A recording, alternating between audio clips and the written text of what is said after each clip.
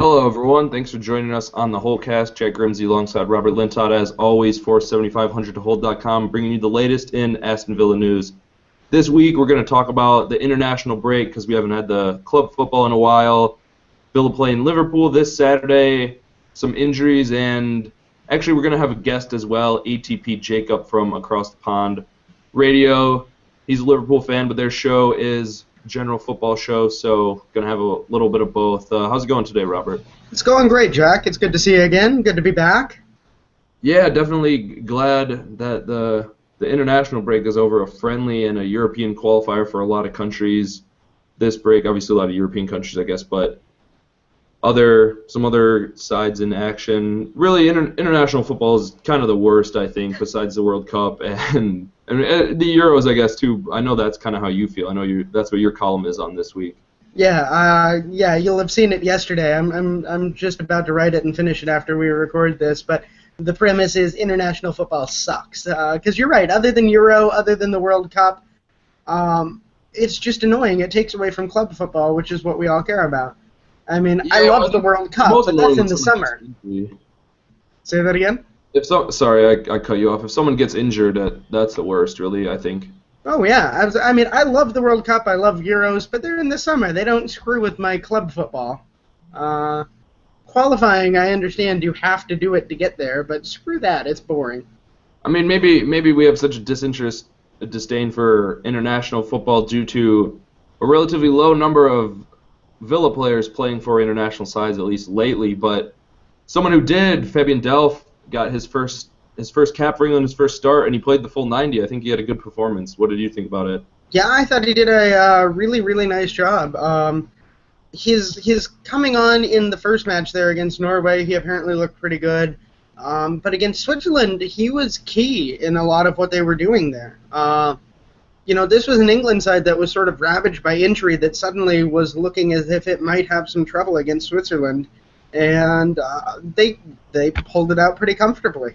Yeah, 2-0, two goals for Welbeck. I think we saw Manchester United declaring an interest in Arsenal striker Danny Welbeck after that 2-goal performance for England. Louis van Gaal eyeing up some transfer targets for January. Yeah, exactly. I mean, I've seen him rated at £30 million. And for Manchester United, does it matter what he's rated at? Is there any amount of money at this point that they would not spend to get back into the top three? I think we've already seen the answer is no. Yeah, and they will spend it all on every striker available. Yeah, and if that happens to be Danny Welbeck, so be it, though. Yeah, I suppose like thinking about Manchester United, we shouldn't have been so worried about Ron Vlaar, given the fact that they obviously didn't care about adding to their defense. Yeah. I mean, it looks like they're going to play 1-6-3 or something like that. I was glad to see Vlaar didn't play for the Netherlands. I think it was a big miss for them. They lost the Czechs in their first qualifying game 2-1. Yeah, and I think it was at least partially because Vlaar wasn't there. Obviously, I mean, it's hard to bash on Van Gaal because he has such a good record, and you can't really bash on Moyes either at this point because you see obviously the problem was deeper than either of them. It's just really Sir Alex left the cupboard empty and United in a world of hurt. But yeah, but I was happy to see Van Gaal's old side not use Vlaar, and exactly it was bad for them, and in a way it kind of sucks for Vlaar, but I don't care about the Netherlands, so I don't care. Exactly, yeah, and gonna get to his fitness later, but he had that calf injury last time out. Was a cause for concern, but the international break, when you have players on the training table, it's kind of nice, actually, to be honest. Yeah, absolutely agree, especially when they're on the training table with really minor stuff. Yeah, or if, say, somebody was probable to play the next match, if it would have been in a week's time, but if it's 2 weeks down the road, then they'll definitely be back to being fully fit, and that's important for Villa this season, especially going into this horror stretch that they have coming up. We'll get to that in a bit of what Villa need points-wise, and really kind of this in this stretch against it's the full of last year's top six plus QPR, which maybe is the most important match of those. because without the 3 points against QPR, it's going to be, it could be a rough stretch.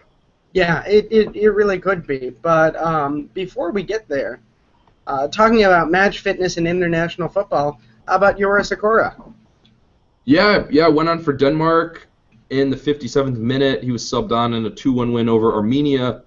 And, yeah, Jores Okore, we thought he was going to be starting the season at center back maybe, but luckily Felipe Senderos has been quite good. But obviously going forward, Senderos isn't the center back of the future for Villa, and Okore might be. Yeah, it's absolutely true. In addition to that substitution against Armenia, he also played the full 90 last Wednesday in a U21 match against Russia, too. So he appears to be up to full fitness again, which is great news for us. But like you said, yeah, the Senderos thing means where is he going to fit when he comes back? Do you think Lambert goes to 3 center backs ever? I think he does, because maybe against a team like Manchester City, who's going to have 2 really strong forwards, be that a Deco and an Aguero or Jovetic, whatever combination they have. If you have 2 center back, or if you're playing with 3 center backs at the back against 2 strikers, you're always going to have that spare man at the back. And Okore is pretty speedy, so he could be pretty useful in the center of that defense. Yeah, I think he could be too. The question is also with Kieran Richardson being a left wing back or a left mid or even a central attacking midfielder, and Ali Sissoko looking good going forward. Then you have Bakuna who can play on the right. You have Loughton who could play right wing back, and then maybe even Hutton, you could push him up. Yeah. I was really looking forward to the emergence of Jores Okore this year, but that was mostly because I didn't think Senderos would give us a darn thing. I'm perfectly okay if for this season Okore is the second choice center back, as in, because come on for Vlar or Senderos. He's young. If he spends another year coming on as a sub or coming on as a second choice, it's not a big loss. Yeah, and if he is still second choice, that means Senderos and Vlar are both doing excellent. Exactly, and he's got so much potential, and he's young enough that, if Villa don't dick around with his contract like they have with other players, he has, the potential to be Villa's center back of the future, and so I think we'll see him for a lot. I'm okay if he isn't rushed into a starting role immediately. Yeah, for sure. And just looking at the rest of the team, there's a few other players in positions like that. Now, Tom Cleverley, I'm not sure if Villa are really interested in bringing him in permanently, but I think he could be useful, and he could be a building block for the future. If so, same goes for Delph. If they're able to get him on a new contract, and Carlos Sanchez as well, that could be really 3 really strong midfielders. Yeah, absolutely. And we can't repeat this every week because eventually people will stop listening to us. But dear God, they have to get Delph a new contract as quickly as possible. He showed in the England match that he's playing international caliber football right now. I mean, that doesn't mean he's the greatest in the world, but he's the greatest Villa have right now. Yeah, the main problem I think really is now that people have seen him play for England is, since his contract's expiring at the end of the season, I think he could easily double his wages by moving even to, like, Spurs. Yeah, I mean, look at what happened to all of Southampton. Everton, maybe even possibly. Yeah, absolutely. He could pretty much go anywhere, I think. He would suck to see him go to Arsenal, but I think he would actually do pretty well there. I'm trying to think of a club. I think he would be a starting midfielder at almost every club in the Premier League. I can't think of it. Maybe Man City? Probably not Chelsea. Yeah, probably not Chelsea, probably not Man City, but with very few exceptions, he could start at almost every club in the league. He'd be in the rotation. Yeah, he'd be in the rotation at every club, and he could start and hold a starting position at nearly every club. Everyone should want him. The fact that he's a homegrown player, the fact that he's English, means everyone will want him. Yeah, and it means Villa better get him on a new contract so they don't lose him for free. I know he knows that Villa have shown him loyalty when he went through all the injury problems he's had in the past, but let's keep our fingers crossed he's over them. Yeah, and that's more reason to sign him to a contract, though. Villa put so much time into him, waited for so long, to only get 2 years out of that would be absolutely crazy. I mean, we put up with a crappy Fabian Delph for quite a while. And basically, until last year, I think most people considered him to be a transfer flop. He was brought in from Leeds for, what, $6 million? Yeah, absolutely. And until last year, he was a transfer flop. Even through a lot of last year, I think. Because you say, oh, okay, maybe you're actually getting your value now. Yeah. I think you could make the argument that based on his performance last year alone, and the fact that he played such a pivotal role in saving Villa from relegation, last year alone probably justified his entire transfer. Exactly. $6 million isn't a horribly large transfer fee even to begin with. It's a lot to be just flushing down the drain, but if you're getting your money's worth, then it's perfectly fine. Yeah, absolutely. It's definitely a move that, in retrospect, has looked great. It will look worse if Villa can't hold on to him. Because, look, we finally made a good move. Something came of it. Villa, for once, had patience. And then to let it go would be absolutely catastrophic. And I don't think we see that happen. I think, honestly, if Villa are able to be in a decent position by Christmas and that being relatively safe, having no worry of relegation, I think we see a lot of these players get signed up. They buy into Lambert's. Maybe Lambert gets signed up on a new 2-year deal. Mm-hmm. Yeah, it certainly could happen. I mean, we have heard absolutely nothing on the purchase front. So, this may be a matter of we bunker down and put up with the crap that Everton has put up with. Yeah, exactly. And, I mean, you can operate on a tight budget if you're able to make smart purchases, bring up young players, and really, honestly, work the loan market. Yeah, absolutely. And I think we're starting to see... I think this summer was the start of a transition to a Villa plan that could be good under new owners, and it could be sustainable under current ownership. Yeah, I know. You had that piece on Ian Dark talking about how Villa could be great with investment. Mm-hmm. But the good news is I think Villa can be sustainable, can be above the relegation fray without too much investment. I think, if Randy Lerner will commit to giving at least the sort of funds that he gave this summer, I think Villa can keep their heads above the relegation fray.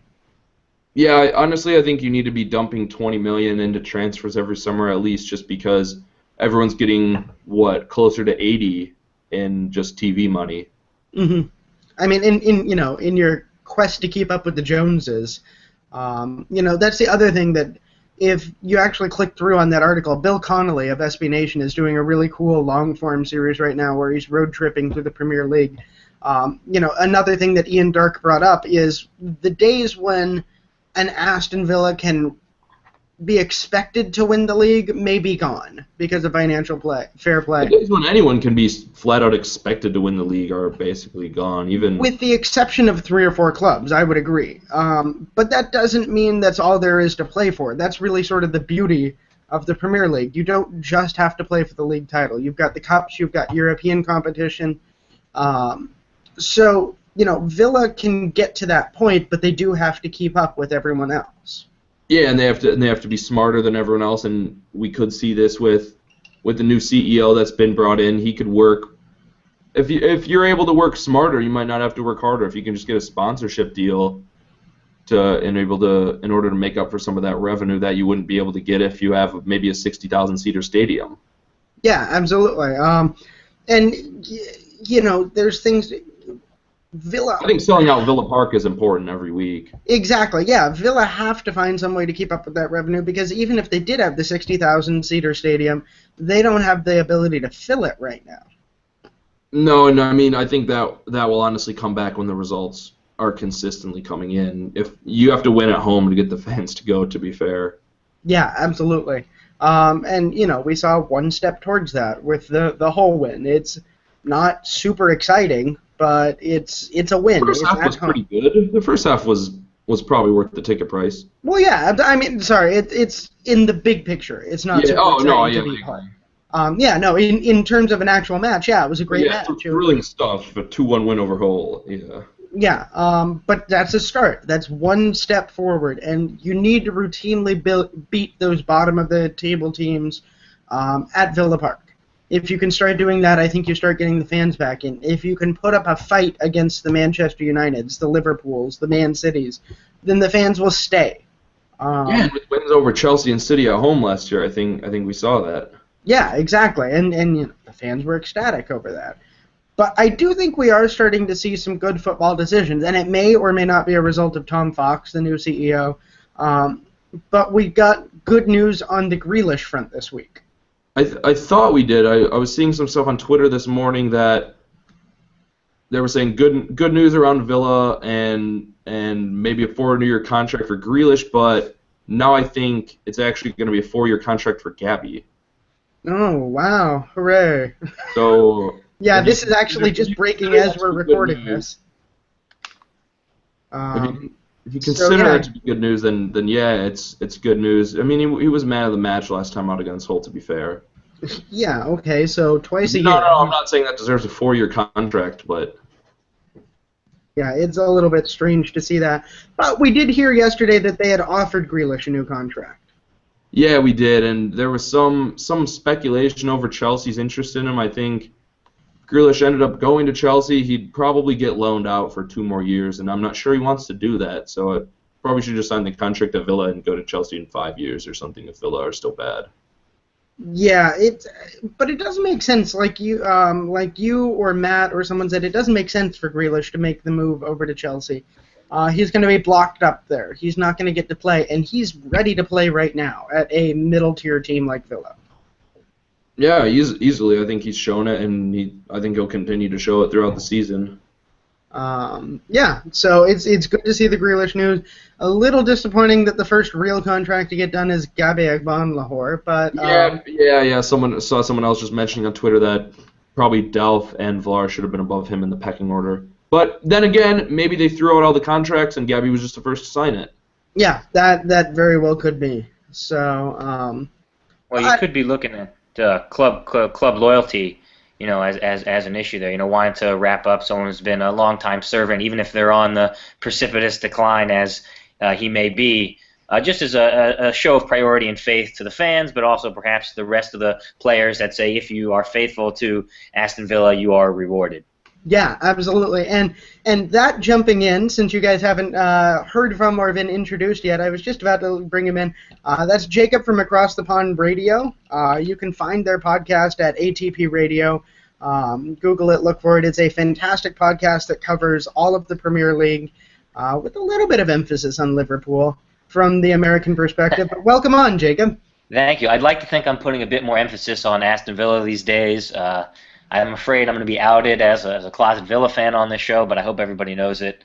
And I'm sorry you can't see any video. It looks like I'm recording from a third world studio in D.C., but that's just the lack of Wi-Fi and my terrible connection in my apartment. So apologies. According to our image, you appear to be a giraffe. Are you okay with that?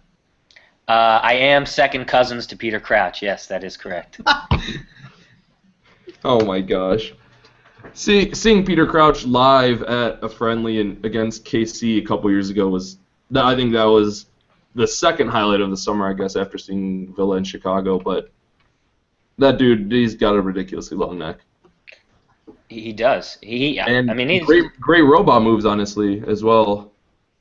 It's true. I don't know. It's so hard when you play against him because everything looks like a foul. So I think every time I've ever said anything great about most of his goals, you know, someone has always said, well, it's a foul, but you just can't call it against someone who's that big. But I love the guy, and I'd take him back in a heartbeat. So you heard it. Yeah, he's really hurt Villa the past couple, or last year, I guess. He had 2 goals, I think, or 2 assists. Something like that. He always seems to hurt us somehow, and he always comes on as a substitute. Against Chris Hurd, who's 5'7", for Christ's sake. So this weekend's match, actually, it's a late time slot on Saturday. Fortunately, Villa with back-to-back early ones, and Liverpool also had that early game against Spurs. What really went right for Liverpool in that one, do you think, Jacob? I think they just really got the lineup right. I think for one of the first times in the season, since what 2000, God, really since Risa left was 2008, maybe that long ago. And we've really struggled in the back to really find a credible defensive presence with an attacking threat. And I think now we finally have that in Moreno as well as Manquillo. And I think just putting them in the team just made great sense. The second point I really like to look to was sort of the exclusion of, and this is against a very physical side in Spurs, and what I think may happen again against Villa is the exclusion, excuse me, of Coutinho, who I think sometimes can become a casualty, being a bit frail, on the ball. So those are two things I thought looked really, really nice. A lot of mistakes. Still at the back to be perfected with a new partnership, but it looked better. They took the encouraging attacking signs with some of that play from the outside backs, and I think they finally put it together to recapture some of what they ended and finished with last season. Yeah, like what you were saying with Coutinho, I think sometimes it's hard in big matches to deploy both Sterling and Coutinho, and the way Sterling's playing, he's obviously not going to be dropped. Yeah, absolutely. Yeah, that's true. Which is why I kind of didn't quite understand against Man City why he was in the team. Obviously he's very good, and I think he adds a lot off the bench. But I don't know that those matchups make sense. Yeah, he's just gonna get bulldozed by Yaya or Fernandinho. That's a good point there. Exactly. I mean, maybe if he's out on the other wing matchup, maybe against Silva or someone, that he's gonna do all right. Well, you certainly can't play him in the middle, and I think then you also run into the challenge where if you have a midfield that is Joe Allen, Henderson, Coutinho operating in some sort of three. You put Sterling on the wide. Coutinho doesn't do a whole lot of defensive work, but he does kind of the bare minimum.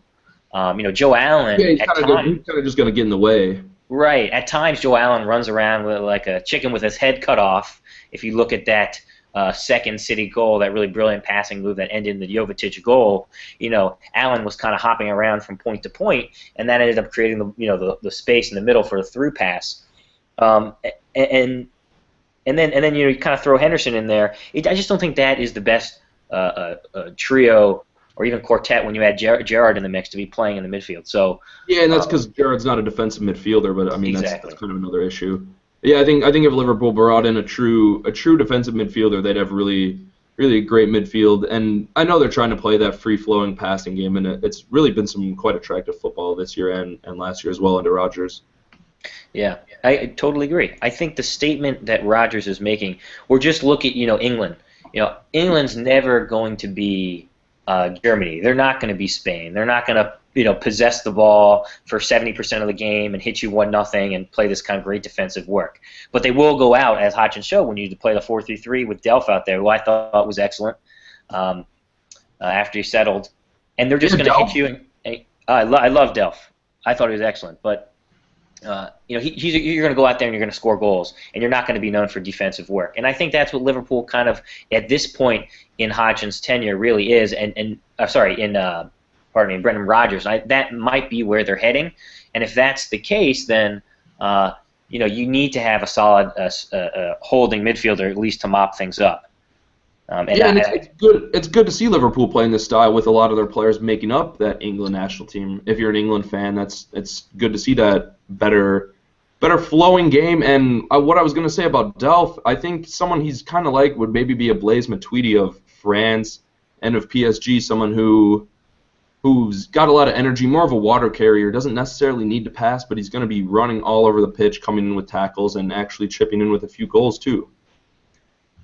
Yeah, no, I agree. So I wanted to know from you guys on the Villa front, with the news of Vlar kind of struggling for fitness, Okore is back. What do you think the best center back pairing will be if Vlar's not available against Liverpool on Saturday? At that point, I would think if, assuming he's healthy, and it seems like he is, I would think it should be Okore Senderos. He's got a late fitness test. Yeah, but given the fact that he's played so much for Denmark in the past week, I think he's Oh, there. sorry, Yeah. Robert, I thought you meant Vlar. Oh, I think yes. Vlar will be fine. Vlar has a fitness test for his calf. Yeah, but I think Vlar will be fine. If he's not, though, I think it's Okore and Senderos.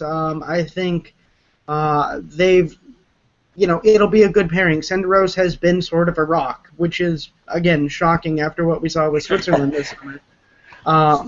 But he's old enough and enough leadership that I think it would be, somewhat equivalent to having a Vlar Okore pairing. You're not going to put the full blame of Switzerland's meltdown against France on Senderos, are you? I mean, no, they were melting down before he came on, but he was like throwing gasoline onto a garbage fire. Yeah, God, sorry, I bumped that phone again. But yeah, I mean, I think after the Bergen injury and he was just thrown onto there, I think it was obviously the wrong thing to douse the fire with, Robert. Yeah. Well, there are a lot of things you can blame Senderos for, and I agree that's probably not one of them. I think the reason he works so well with Vlar is Vlar, he reads danger very well. He's very good in possession, and I think he compensates nicely for Senderos' tendency for kind of the unexpected. He's not quite like he's not like he's not like Kolo Touré these days, where every touch seems to be a misstep. But he's very eager. He's very at it, and I think Vlar complements him very nicely. Credit to him. Honestly, if you're gonna make a mistake, make it going 100%. You can't fault someone for giving a full effort and sliding into a tackle and accidentally killing someone when they just meant to get the ball. Or, I don't know. No, of course. Like Delph was destroyed the other day. I think that should have been a penalty for England. But no doubt. With Senderos, he's not even like a Stephen Warnock either. He's not gonna just head it into the far post for an own goal, and he's earned his place so far this season. And I think he really even Joe Cole and Richardson as well. Basically, everyone Villa got on a free, and even some of the bomb squad like Hutton. They've shown that they have something to prove, and Zogbia as well. Ben's tried maybe, but he's just failed. So one question that I've got for you, Jacob. Liverpool obviously lost one of the most incredible foodies in all of Europe, and also not a half-bad scorer. And they've replaced him with, it's not a one-for-one, obviously, but they've more or less replaced him with Mario Balotelli. Are you happy with that exchange? Well, everyone's already said it, so I probably will say it again, just so everybody accepts it as fact. But for the money that was paid, I think it's tremendous value. That can't be said enough. Yeah. He wasn't going to be able to play at the beginning of the season. I think getting any money for him is good. No, I'm talking about receiving Balotelli. I'm talking about the signing of Balotelli. Okay. Oh, the Balotelli money was great. It was perfect. Regardless of what the transfer fee was. And so how do you replace a guy like that? I think it's bringing people who are equally skilled with this same sort of competitive passion and fury for the game. And I like the parables. I like everything that Balotelli shows there. So in order to cope with it, you're almost required to bring in a big name. I think in the very least, at least for the financial sense of it, perhaps a consideration. But I like Balotelli. I think he'll do very well. And one of the most encouraging signs I thought was when Balotelli tried that audacious Luis Suarez look-alike half-field volley that unfortunately went terribly wide, and you saw him on his knees. You could see Brendan Rodgers in the background, kind of with this clapping and this great smile on his face. And I think that just shows you the faith that Brendan Rodgers has in him to perform. How big of a factor was Liverpool being in the Champions League, do you think, to bringing in Balotelli, especially with the horror season that Milan had? Well, I think it actually is pretty significant. I don't think, I tried to make the argument, and not probably the full case, that he provides them the European experience and title-winning experience that the team lacks, but indeed it is true, and perhaps maybe more startling and upsetting that your only real, Premier League winners in that team are Kolo Touré and Mr. Balotelli. Two players seemingly not with a lot alike, except that both of them could end up not playing a whole lot by the end of the season. But then again, I think having Kolo Touré is still decent depth at this point for Liverpool. There are definitely less competent defenders. No, well, especially getting rid of the Agger move, which was a very nice, kind gesture. It seemed like, but not worth the money. And then as well as you guys like Andre Wisdom and Coates, you send them out on loan, which they need for first-team football. Plus, you also have the young Portuguese defender, under 21, under 19, I believe he's out. So I'm not worried up top. I think when we get Divock Origi back next season, that will make a big difference. Right now, the most pressing concern, as I said on ATP, is how do you integrate Sturridge and Balotelli?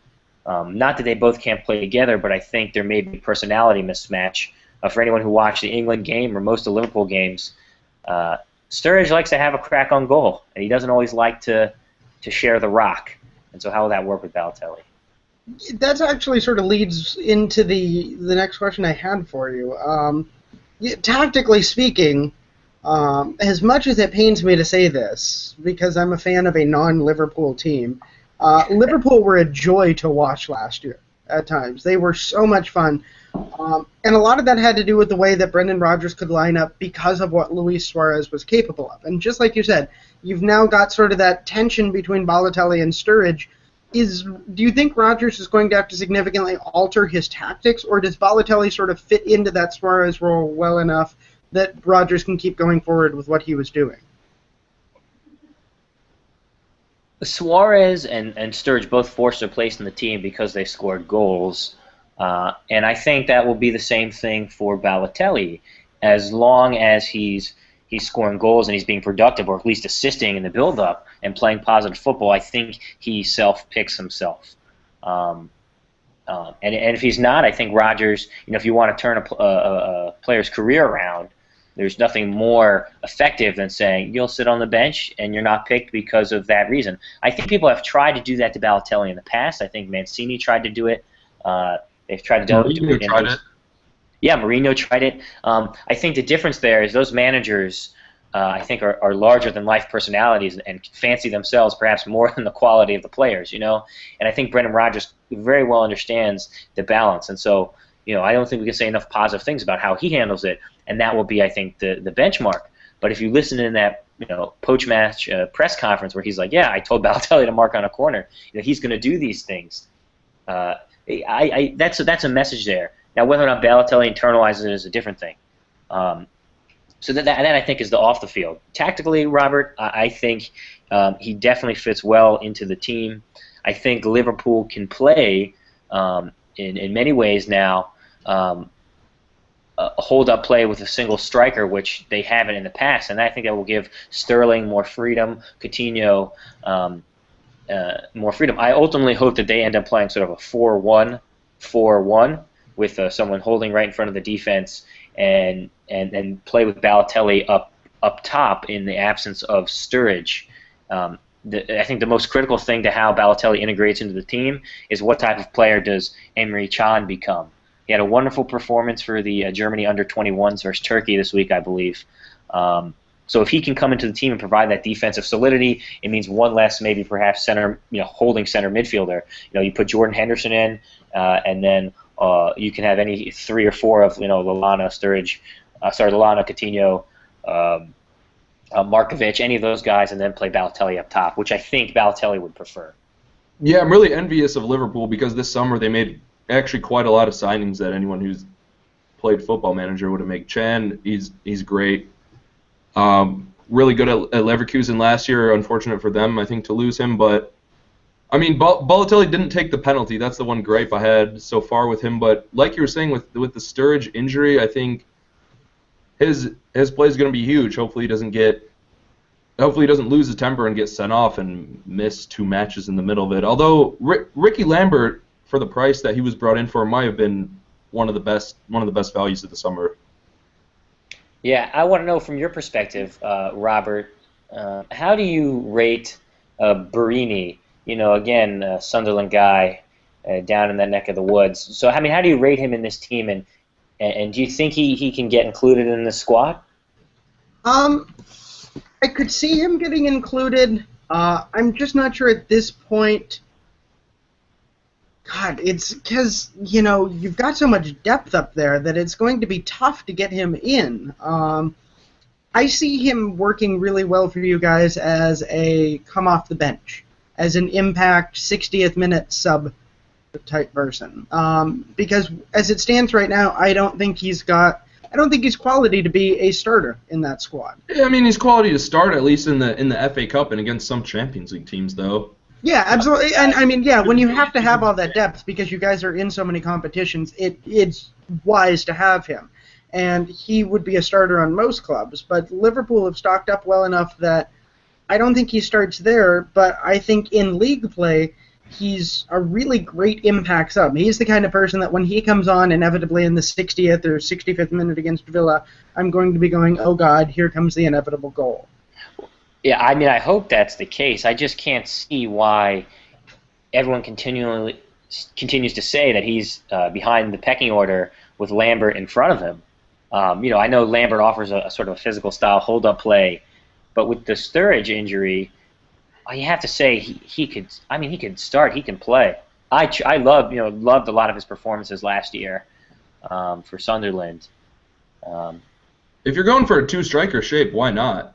Him and Lambert, big guy, little guy.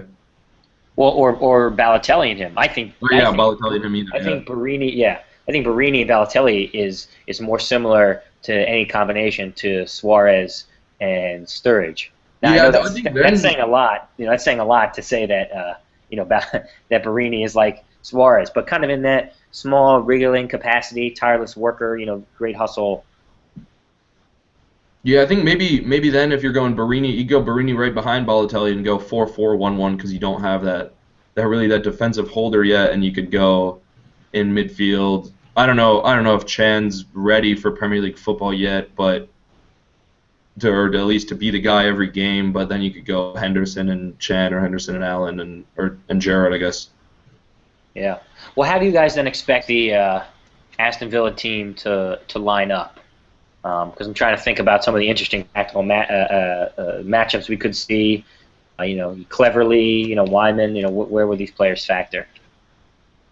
I hope. I mean, there's a lot more options in midfield now with Cleverly, but I think it might be 4-2-3-1 again. You could have. It'll probably be double pivoted Delph and Carlos Sanchez. Cleverly could play that attacking mid though, which is where we've seen Kieran Richardson so far. I could see Cleverly taking the spot that Nzogbia has played a little bit too. Maybe lining up behind the strikers a little bit. Yeah, given just I think it gives a little more shape to that midfield than it would allow if Nzogbia is then stuck out on the right. It gives him less defensive responsibilities, honestly. Would you rather see Would you rather see Jack Nzogbia as an impact sub or Nzogbia used as the first guy off? Because he's a guy that needs to sort of work his way into a match, but he's also a guy that we've seen this season doesn't really give us a full 90.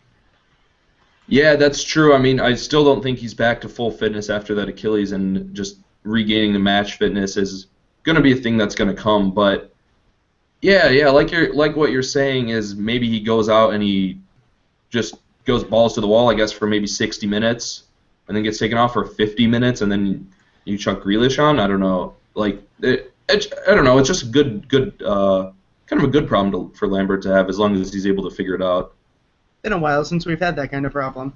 Are there any Aston Villa players that concern you as a Liverpool fan, Jacob? I mean, if we talk about Villa coming to Anfield, the last two trips there have been, given how bad Villa have been in the past two seasons, surprisingly effective. So is there anything that worries you with them coming in?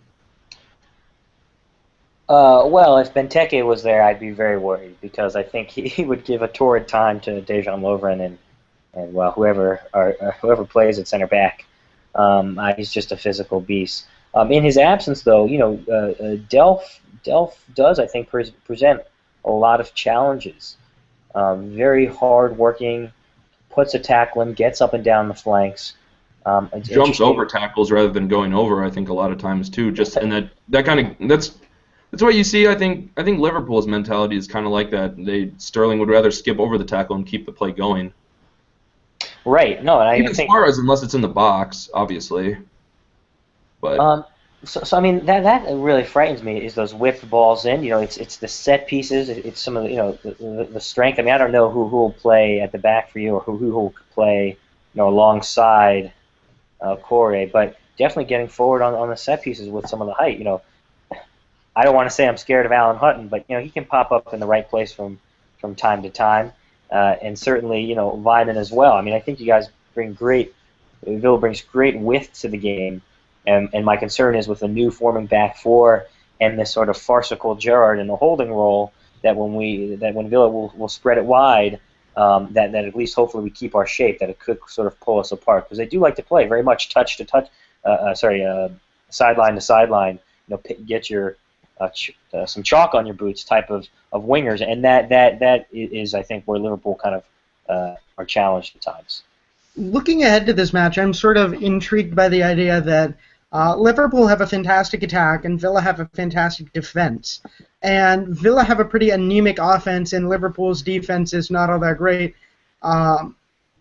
It's a really weird pairing. It's going to be very tilted to one end of the field, it feels like.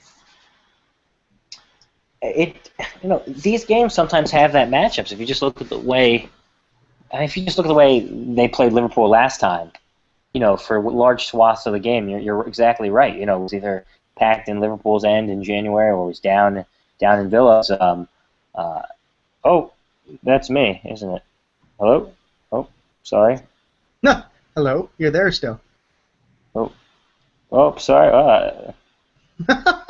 That's a major. Oh, I got pop-up windows on.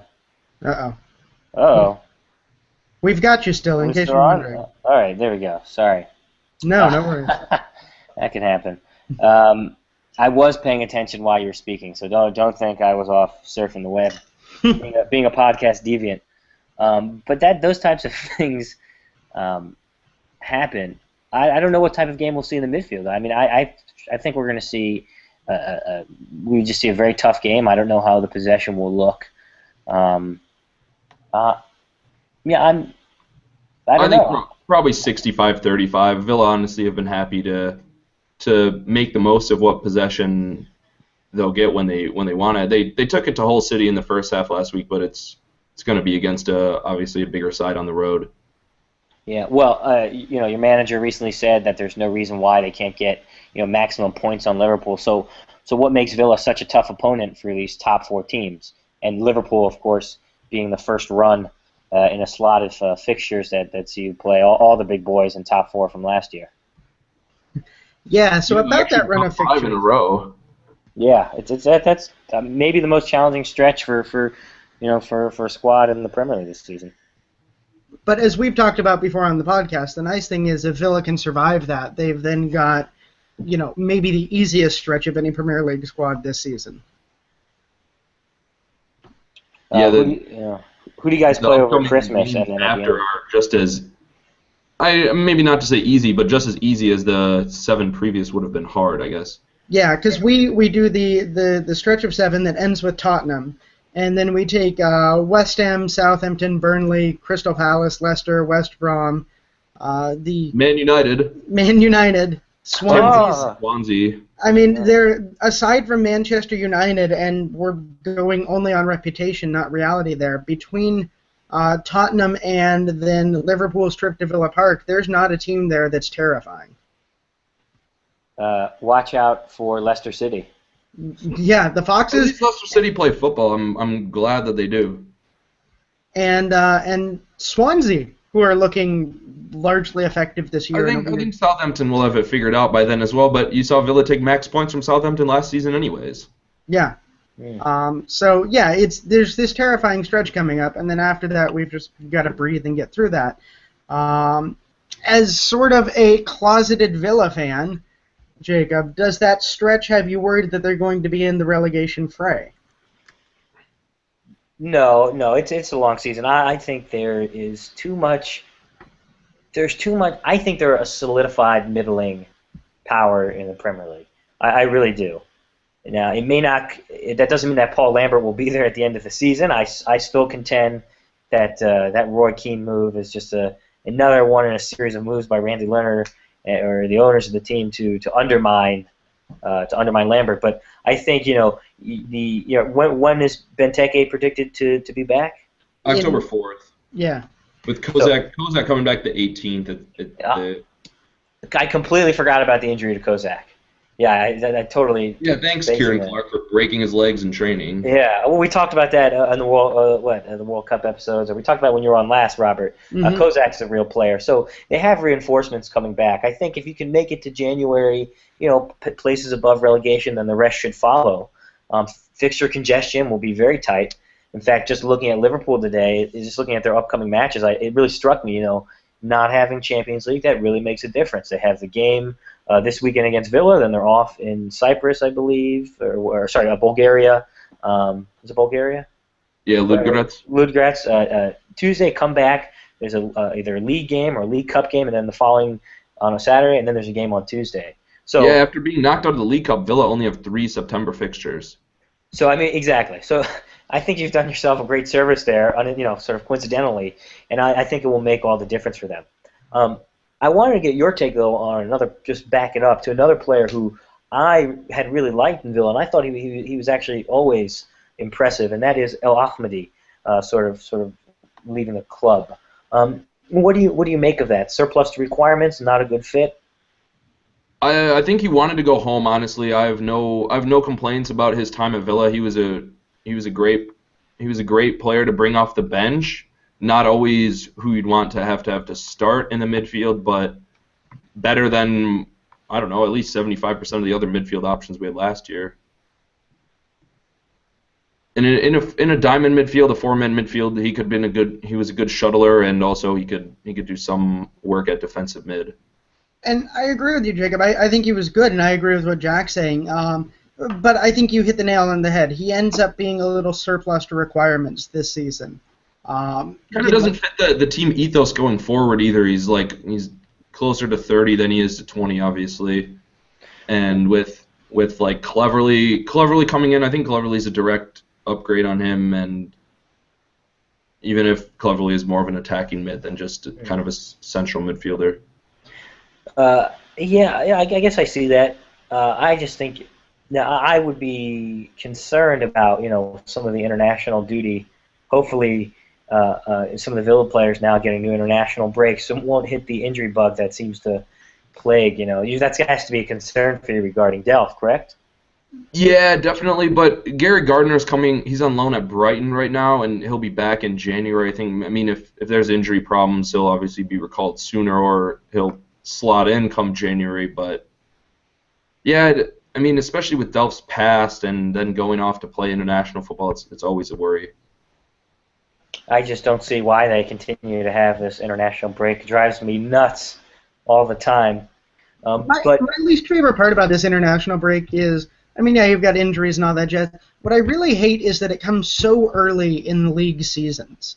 Because just as you get momentum, just as everyone really gets into it, you slam on the brakes and take a week off. Last year was worse because Chelsea were in that Club World Cup, so Villa had Liverpool, Chelsea, Arsenal in the first week, and then we're just off.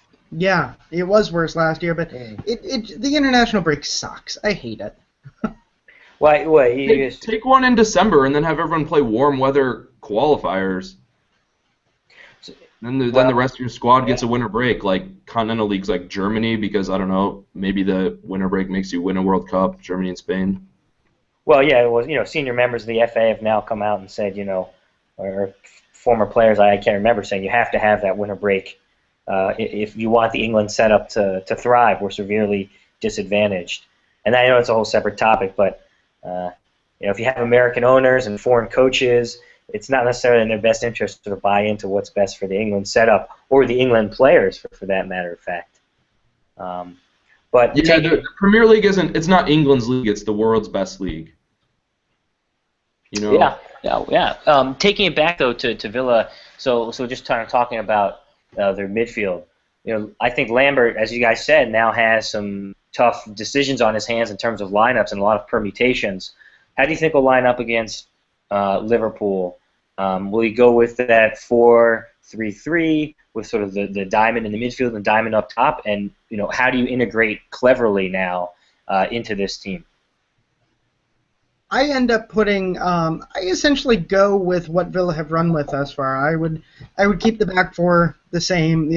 Obviously flopping out Okore for Villar if Villar isn't fitness ready. But then I keep Kieran Richardson in, I keep Delph in, I keep Westwood in. The one switch I make is I probably throw in Cleverly for Nzogbia.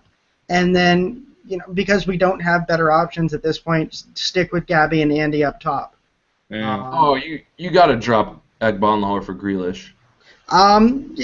I don't think so. I don't want Andy Vyman working as a lone striker. I don't think he gets what he needs. Well, then put Gabby as the lone striker. I don't like anyone with this format as a lone striker. Benteke or Kozak, sure. I think it's just a waste of a spot to have both Agbanlahor and Vyman on the pitch. I mean, Vyman, he's going to run around and whatever, but you might not hear his name called until he strikes the ball and it goes into the back of the net. And if that's literally all you hear from him for the day. If so, we'll deal with it, I guess, but... I still like the four in the midfield. I like Richardson, Westwood, Delph, and Cleverly. Because I thought, it would be, that trio of Delph, Westwood, and Al-Ahmadi, that was that solid trio in the middle. I would think that, pairing Sanchez with them, and obviously, without Al-Ahmadi, maybe bringing in Cleverly, a Delph, Sanchez, Westwood midfield with Cleverly playing the link-up play to Vyman and maybe Agbanlahor, or maybe you bring on then another in the midfield. Might work. You could see Nzogbia playing up there, maybe how Robin was deployed for the Dutch kind of this summer. I do keep forgetting about Sanchez, because I still haven't gotten, since I've had to miss so many matches, I haven't gotten to see him play as much as I want. Maybe, you do bring in Sanchez, and then you overload that midfield, because with Gerrard in that holding role, maybe that's the way to break down Liverpool, is just run over Gerrard.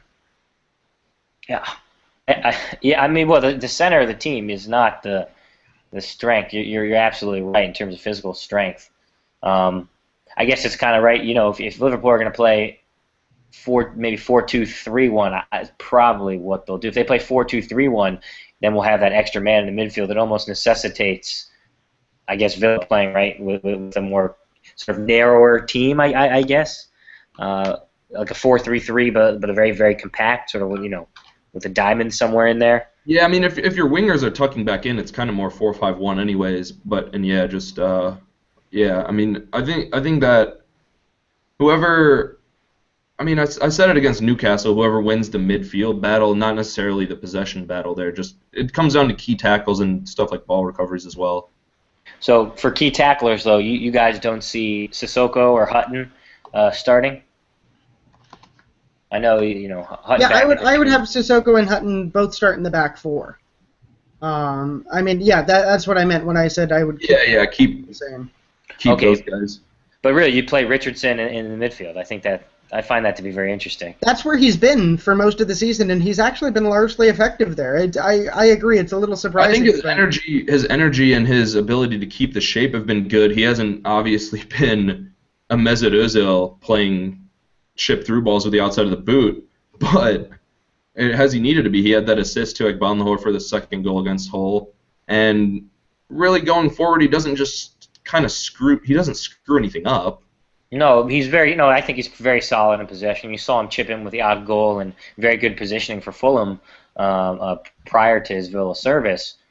I would just think if you deploy him, I just don't know that either Hutton or Sissoko Sissoko, I always found at Liverpool was somewhat of a defensive liability, kind of a bit of a looked like Bambi out there, a deer or some sort of four-legged creature. Baby giraffe, maybe. Yeah. They're walking, they're kind of awkward, they can't stand up. That's what he sort of, when he runs, reminds me of. And I don't know that he matches well for a matchup against Sterling or a matchup against Manquillo or Moreno or the real speed on the outside. I guess I would think had the worst year of his career last year at Liverpool. I will give him a pass. I have to see proof of concept.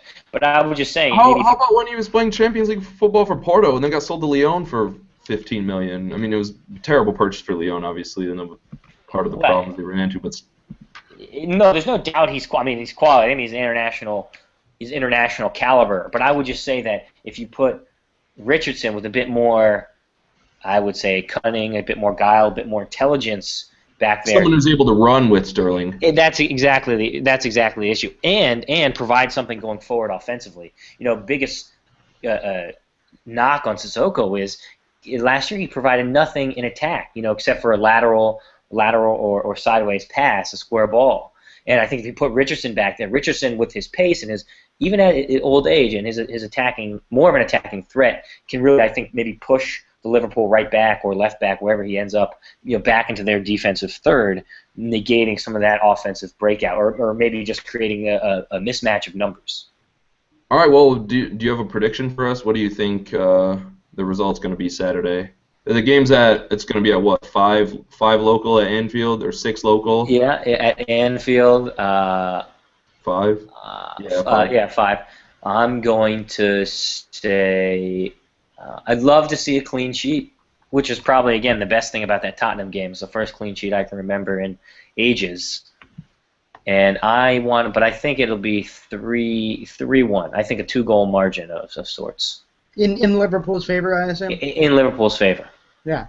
I mean, the way I see it going is I see it one of two ways. Just as these games always play out, it seems like Villa, when they throw shots at the big boys, either Liverpool will score early and Villa will respond immediately during a period of vulnerability, or Liverpool's pressure will drop off, or vice versa.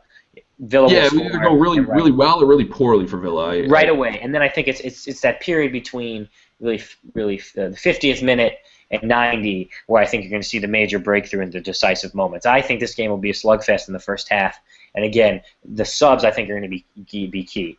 Do you bring on Barini? If you bring on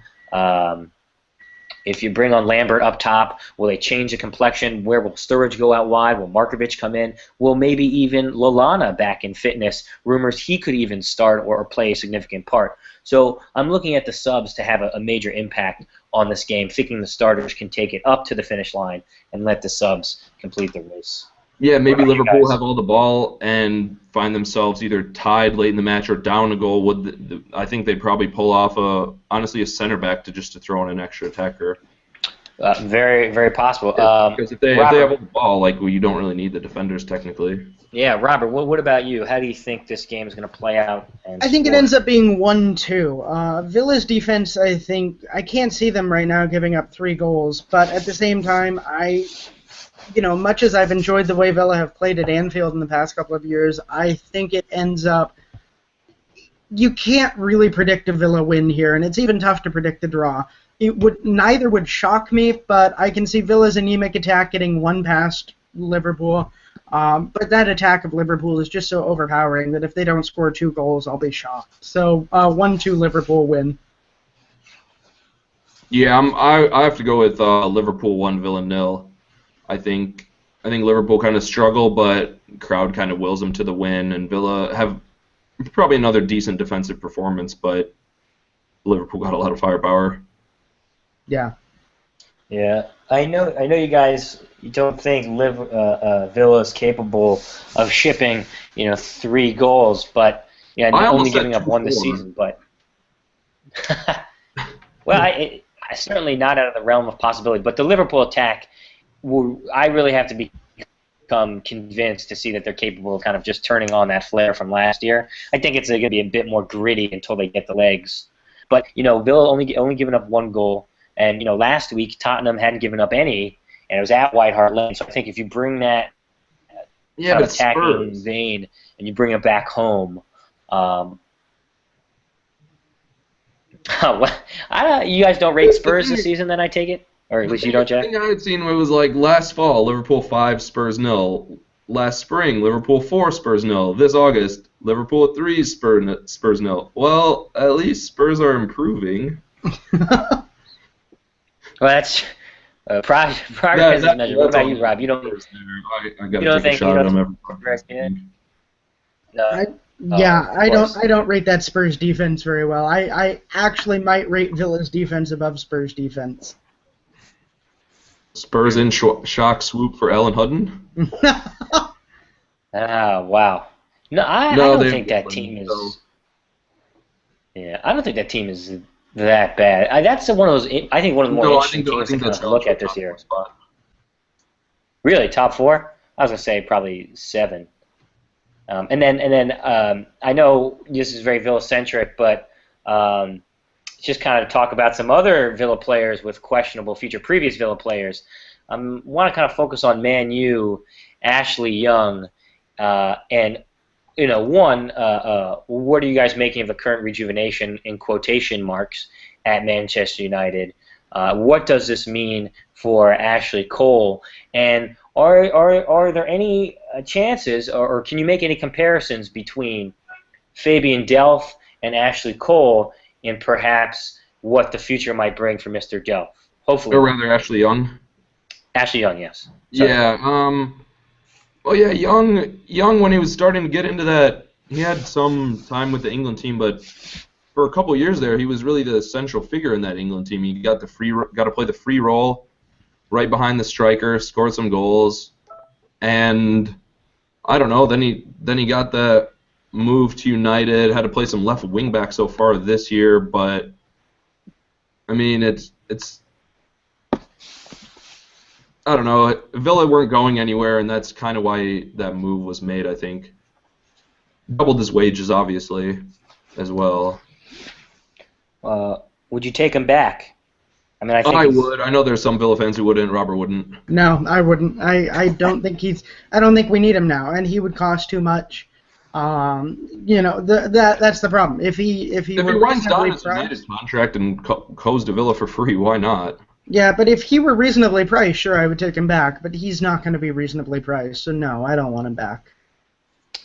Yeah. Well, now, Robert, do you see any comparisons though between, Delph and the former? I mean, just kind of looking at when they both got their England start, type of player. Is there kind of any risk that at some point in time, if Lambert is no longer the manager, that perhaps his role tactically could change, or he could kind of just fall out of this form via overuse from England, or different tactical use? I could see that.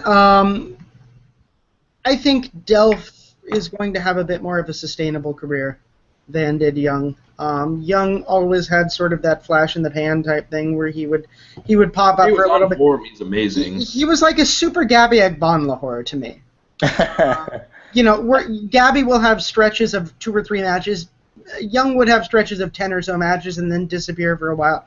Delph in the past year and a half has had this, he hasn't always been astonishing, but he's had a run of just consistent quality. And so I think he's got a better career trajectory than Young will have.